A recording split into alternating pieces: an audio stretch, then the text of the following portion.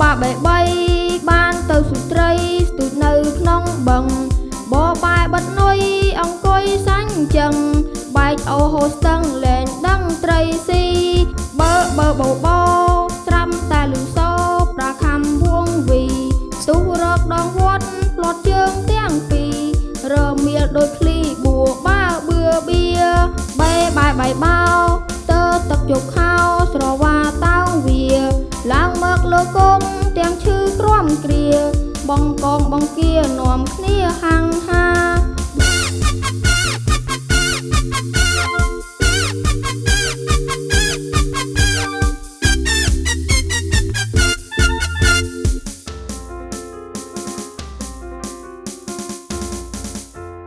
បើបំបំបាំ